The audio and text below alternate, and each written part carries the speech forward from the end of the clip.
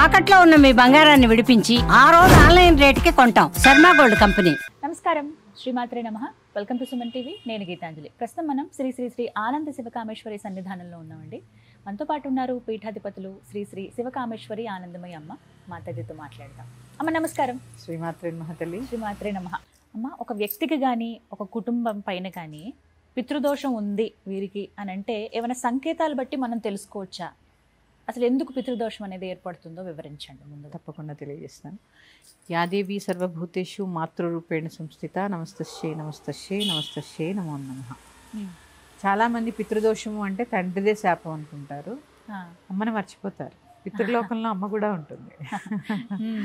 మాతాపితృలు ఇద్దరికీ సంబంధించినది. అసలు ఇవి ఎలా వస్తాయో ముందు తెలుసుకుందాం అమ్మ. ఎందుకంటే తల్లిదండ్రులు ఎలర్ట్ అవ్వాలి. పిల్లల్ని తిడుతూ ఉంటారు.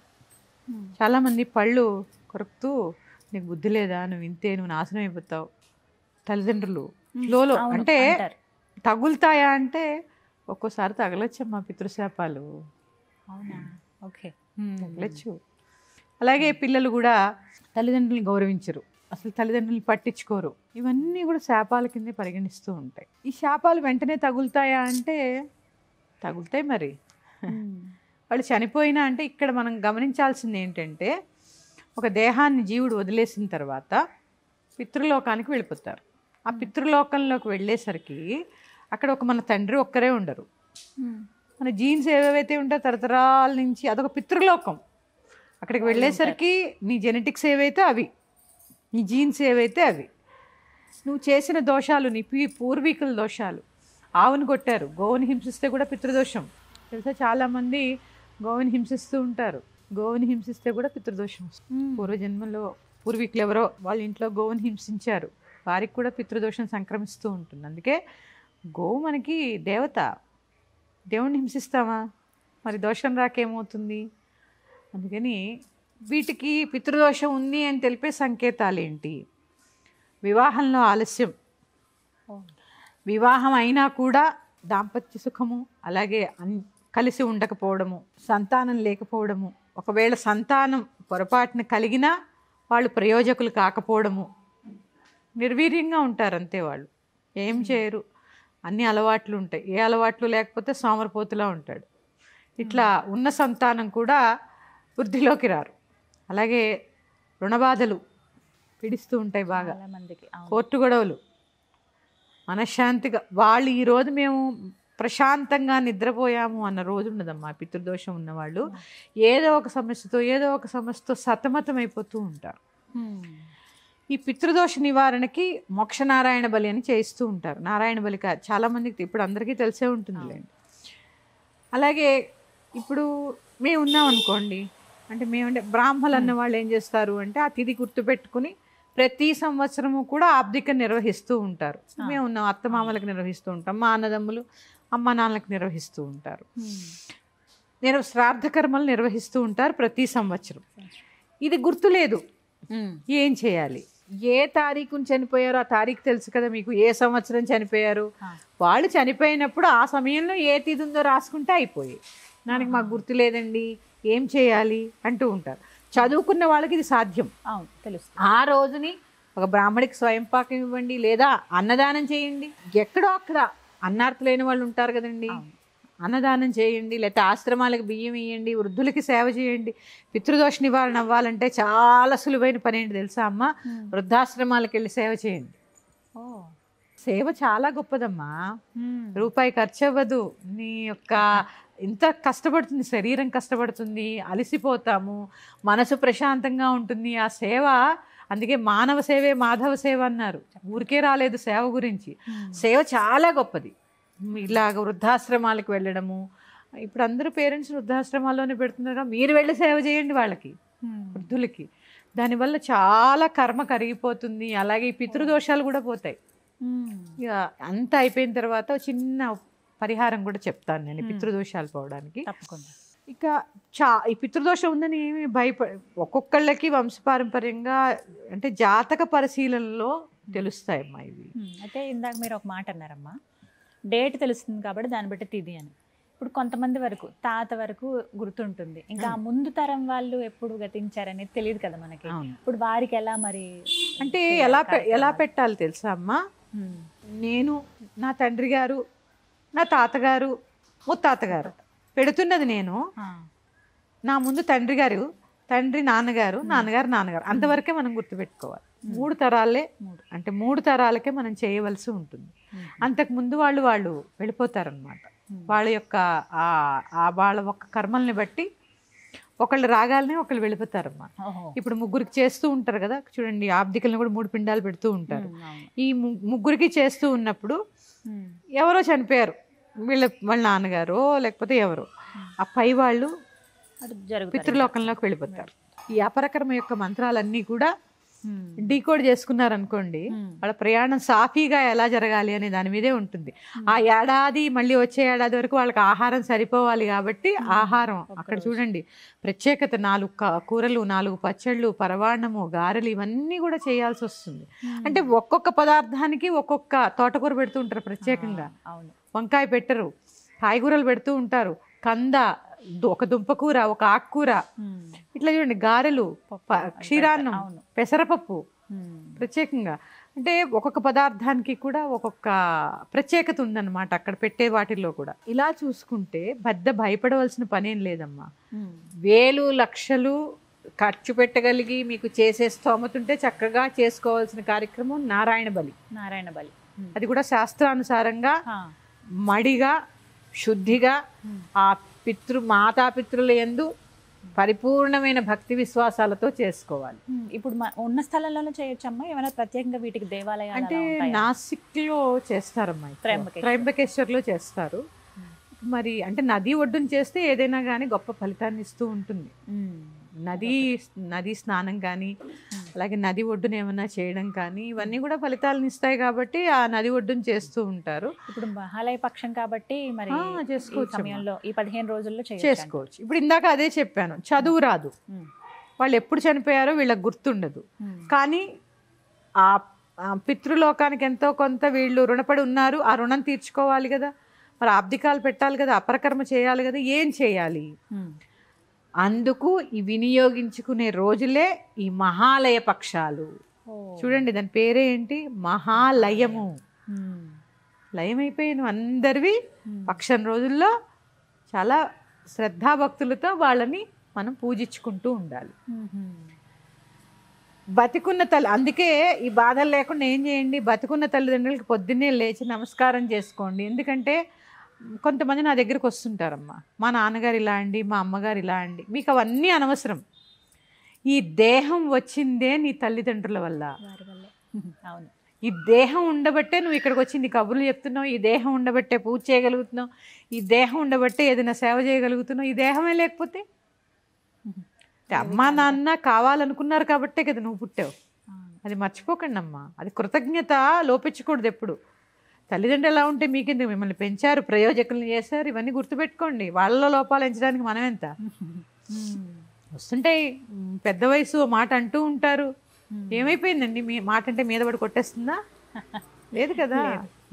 ఏమి పెద్దవాళ్ళు, మీరు కూడా పెద్దగా అరుస్తూ ఉంటారు కదా, మాట్లాడకండి అన్న, మీకు తెలియదు, మాట్లాడకండి అమ్మ అంటూ ఉంటారు కదా. మరి వాళ్ళు నా అయ్యో నా పిల్లడు అలా అన్నారని చిన్నబుచ్చుకుంటారు, పుచ్చుకున్నా మాట్లాడరు, ఎందుకంటే కొడుకు చెప్పాడు కాబట్టి, కూతురు చెప్పింది కాబట్టి. అంటే విలువ ఇవ్వడం నేర్చుకోండి. ఇవన్నీ అమ్మా బతికున్నప్పుడు విస్మరిస్తాము, చనిపోయిన తర్వాత ఈ దోషాలు ఉన్నాయి, ఆ దోషాలు ఉన్నాయని అక్కడికి ఇక్కడికి పరిగెడుతూ ఉంటాం. వాళ్ళ మనసు బాధ పెట్టకుండా ఉంటే సకల దోషాలు నివృత్తే. ఎందుకంటే మనం మొన్ననే వినాయక చవితి చేసుకున్నాం. విఘ్నేశ్వరాధిపత్యంలో కుమారస్వామి అన్ని నదుల్లో మునిగి వస్తే వినాయకుడు ఏం చేశాడమ్మా, తల్లిదండ్రుల చుట్టూ ప్రదక్షిణ చేశాడు. ఈ కథ చదువుతూ కూడా మన వారి విలువ తెలుసుకోకపోతే ఎలాగా? ప్రతిరోజు ఉన్న తల్లిదండ్రులకి నమస్కారం చేసుకోండి. తండ్రి లేరు తల్లి ఉన్నారు నమస్కారం చేసుకోండి, తల్లి లేరు తండ్రి ఉన్నారు నమస్కారం చేసుకోండి. మాతృదేవో భవ, పితృదేవో భవ, ఆచార్య దేవో భవ, అతిథి దేవో భవ, ఇది మన హిందూ ధర్మం. ఇవన్నీ పాటించినప్పుడు ఏ దోషాలు ఉండవు.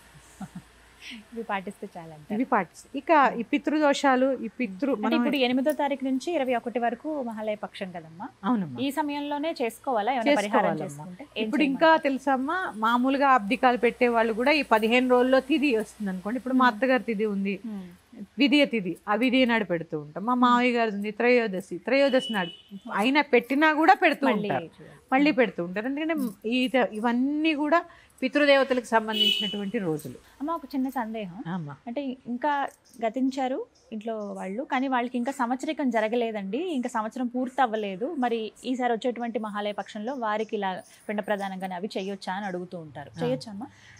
ఇదే మన నెల మాసికాలు పెట్టే వాళ్ళు అయితే ఆ తిథి రోజు పెడతారు ఖచ్చితంగా. లేని పక్షంలో ఆ తిథి తెలుసు, ఆ తిథి రోజు పిండ ప్రదానం చేయకపోయినా కూడా ఏదైనా బ్రాహ్మణులకి స్వయంపాక దానం ఇవ్వండి. ఈ స్వయంపాకంలో ఏమేమి ఉండాలి చెప్తాను చూడండి. పెసరపప్పు, బెల్లం, నెయ్యి, నూనె, చింతపండు, ఎండిమిరపకాయలు, ఒక దుంపకూర, ఒక కాయగూర, ఒక ఆకుకూర, పాలు, పెరుగు, దక్షిణ. ఇవి ఖచ్చితంగా ఉండాలి. వీటితో పాటు చక్కగా సమృద్ధిగా అన్ని ఇంత పొట్లం కట్టి ఇవ్వకుండా ఒక రోజు వాళ్ళ కుటుంబం మొత్తానికి సరిపోయేలాగా ఇవ్వండి.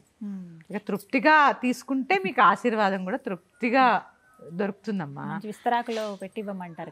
అవునమ్మా, చక్కగా ఇవ్వండి. దానివల్ల కూడా చాలా శాంతి జరుగుతుందమ్మా. ఇక ఈ పితృదోషాలు ఉన్నవారు ఒక మహాలయ అమావాస్యకే కాదమ్మా, ప్రతి అమావాస్యకి కూడా వీళ్ళు స్వయంపాకం ఇచ్చి తీరాలి, లేదా ఇంటికి ఒక బ్రాహ్మణ్ణి పిలిచి భోజనం పెట్టుకుంటూ ఉంటే కూడా చాలా మంచిది.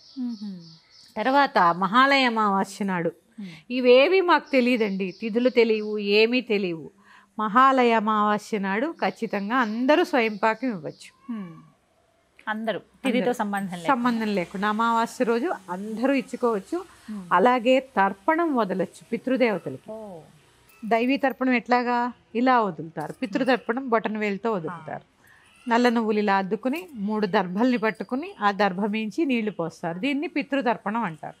ఏ మంత్రాలు అక్కర్లేదు, నల్ల నువ్వులు ఇలా ఉంచుకోండి, ఆ 3 దర్భలు పట్టుకోండి, మీ పితృదేవతలను తలుచుకుని నా కుటుంబాన్ని నన్ను రక్షించండి, నా తప్పులుంటే మన్నించండి అని వేనుకొని ఆ తర్పణం వదలండి. చక్కగా ఇంట్లోనే వదులుకోవచ్చు, బాల్కనీలో కూర్చుని చక్కగా వదులుకోవచ్చు. ఇట్లా చిన్న చిన్న పరిహారాలు ఏమవుతాయమ్మా పెద్ద పెద్ద మార్పులు తీసుకొస్తాయి. చిన్నవే కదా అని కొట్టుపడేస్తామమ్మా ఇలా చేసిన తర్వాత. లేదమ్మా, ఖచ్చితంగా ముందు ఏంటంటే మీ జాతక పరిశీలన చేయించుకోండి. ఎందుకంటే మనం పుట్టినప్పుడు మన కర్మ ఏంటో చెప్పేసేదే, అందుకే అందరి జాతకాలు ఒకలా ఉండవు. మరి అందరం కూడా మనుషులు ఒకలాగే ఉన్నాం, పోలికలు ఒకలా ఉన్నాయా? లేవు. కర్మలు కూడా ఒకలా ఉండవు. నువ్వు ఏ కర్మలైతే పూర్వజన్మలో అనుభవించావో దాని పరిహారంగా కొన్ని అనుభవించాల్సి అవుతుంది, కొన్ని సుఖాలు అనుభవించాల్సి ఉంటుంది, కొన్ని కష్టాలు అనుభవించాలి. అవన్నిటితోటి చంద్రుడు అక్కడున్నాడు, సూర్యుడు ఇక్కడున్నాడు, రాహు అక్కడున్నాడు. ఇలాగే అమ్మా మన కర్మని బట్టే మన జాతక చక్రం ఉంటుంది. ఆ ఘడియల్లోనే పుడతాం, ఎందుకంటే ఆ కర్మ అనుభవించాలి కాబట్టి. అందుకే చూడండి, చాలా మంది అనుకుంటారు ఒక్కొక్క బ్రాహ్మడికి ఇస్తే ఒక్కోలా చెప్తున్నారండి అంటారు. అంటే ఒక్కొక్క బ్రాహ్మడికి మీద ఒక్కొక్క కర్మ కనిపిస్తూ ఉంటుంది. అవునా? అయితే అన్ని నమ్మాలంటారు. నమ్మాలి, ఎందుకు నమ్మద్దు? నమ్మాలి. నిజమే. మీ జాతకం చూసినప్పుడు ఒక్కొక్కరికి ఒక్కొక్క కర్మ మీద కనిపిస్తూ ఉంటుంది. ఎప్పుడు కూడా మన ధర్మాన్ని విమర్శించే పనులు చేయకండి. ఈ పితృదోషాలు ఉన్నాయని భయపడిపోవాల్సిన పని లేదు. మీ జాతక పరిశీలన చేయించుకుని, చాలా ఉంది పితృదోషం, మోక్షనారాయణ బలి చేయించుకోండి. ఈ మహాలయ పక్షాలు వినియోగించుకోండి. మీకు తిథి గుర్తు లేదు, మహాలయ అమావాస్య నాడు చక్కగా స్వయంపాకం ఇచ్చి పితృతర్పణం వదలండి. ఒక చిన్న పరిహారం చెప్తాను. ఈ మహాలయ పక్షాలు వినియోగించుకుంటూనే ఒక 41 రోజుల పాటు రాగి చెంబులో నీళ్లు తీసుకుని సూర్యోదయం అయిపోయిన తర్వాత రావి చెట్టు మొదట్లో పోసి అక్కడ ఒక ఆవునేతితో దీపం పెట్టి చీమలకు ఆహారం వేసి రండి. చీమలకు ఆహారం వేసి వస్తే ఈ పితృదోషాల నుంచి విముక్తి దొరుకుతుంది. 41 రోజులు చేయాలి. 41 రోజులు. ఎప్పటి నుంచి ప్రారంభించమంటారు? అంటే అశ్వత్థ వృక్షం అంటే మహావృక్షం కదా. మీ తారాబలం చూసుకుని మొదలు పెట్టండి. విశేషం లేదు, మీకు నక్షత్రం తెలీదు, మంచి రోజు చూసుకుని మొదలు పెట్టండి. ప్రతి 41 రోజులు బ్రేక్ రాకుండా పోయి మండలం రోజులు ఏదైనా చేస్తే మంచిది కదా. మంచిదే. మరి మహిళలకి కుదరదుగా అమ్మా, వారు ఈ మధ్యలో మహిళలు కూడా పోయొచ్చమ్మా. మహిళలు కూడా పోయచ్చు, దానికి ఏం తప్పులేదు. అవునా? ఈ మధ్యలో మనకి ఈ రజస్సులా దోషం వచ్చి 4 రోజులు వదిలేసి 5వ రోజు నుంచి మళ్ళీ పోసుకోండి. మళ్ళీ మన శాస్త్రంలోనే చెప్పబడిందమ్మా 5వ రోజు నుంచి పూజ చేసుకోవచ్చు. ఇప్పుడు అందరూ ఏమిటో 7 అంటారు 9 అంటారు, ఇవేం లేదు. 5వ రోజు నుంచి 4వ రోజు స్నానం చేసి ఇంట్లోకి రావచ్చు, కానీ పూజాది కార్యక్రమాలు నిర్వహించకూడదు. 5వ రోజు స్నానం చేసి చక్కగా పూజాది కార్యక్రమాలు కూడా నిర్వహించుకోవచ్చు, ఎటువంటి సందేహము లేదు. 4 రోజులు మినహాయించి మిగతా రోజులు చేసుకోవచ్చు. ఈ 4 రోజుల నుంచి మళ్ళీ 10 రోజులు చేశాక అడ్డం వచ్చిందమ్మా, ఈ 4 రోజులు తీసేసాక మళ్ళీ మీరు ఎప్పుడు మొదలు పెట్టి అప్పుడు 11వ రోజు అవుతుంది. అవును. అందుకని ఆ స్త్రీలకు పెద్ద వెసులుబాటు అది. అందుకని 41 రోజుల పాటు చేస్తే ఇట్లాంటి పితృదోషాలతో పాటు కొన్ని దోషాలు కూడా పోతాయి. చీమలకు ఆహారం వేయడం వల్ల అప్పుల బాధలు పోతాయి. దాని చిన్న చిన్న పరిహారాలు చేసుకుంటూ ఉండండి. ఈ చిన్నవే కదా అని కొట్టి పారేయకుండా చిన్నవి చేసుకుంటూ ఉంటే బాగా ముందుకెళ్ళచ్చు. మరి యొక్క అంశంతో మీ ముందుకు వస్తాను. శ్రీమాత్రే నమః. స్వస్తి. శ్రీమాత్రే నమః.